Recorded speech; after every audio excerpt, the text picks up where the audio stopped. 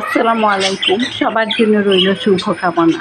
আজকের গল্পটি হলো, রাজা তার হীরামন পাখিকে বললেন, 7 সমুদ্র 13 নদীর পাড়ে যে সুন্দরী রাজকন্যার কথা বলছিলে সেখানে আমাকে নিয়ে চলো। হীরামন বলল, সেখানে যেতে হলে পঙ্কিরাজ ঘোড়া চাই।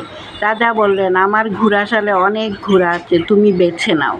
হীরামন একটা সাদা ঘোড়াকে বেছে নিয়ে বলল, এটা কি 6 মাস ভালো করে ঘাস আর ছোলা খাওয়ান, তারপর পঙ্কিরাজ ঘোড়া হয়ে উঠবে।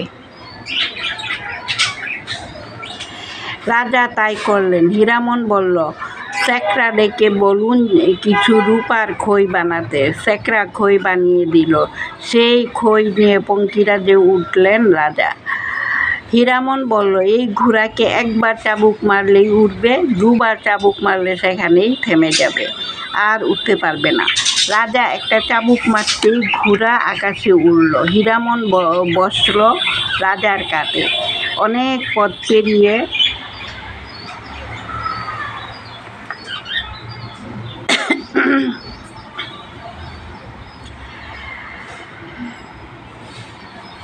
রাজা একটি চাবুক মারতেই ঘোড়া আকাশে উঠল। হীরামন বসল তার কাঁধে।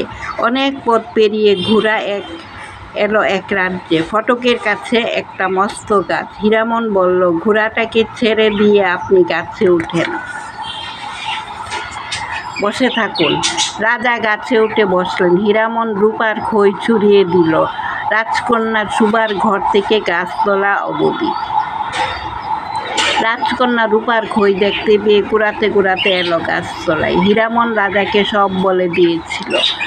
রাজকন্যা গাছতলায় আসতেই তাকে ঘোড়ায় তুলে নিলেন। তারপর চাবুক মারতেই ঘোড়া উড়ল আকাশে।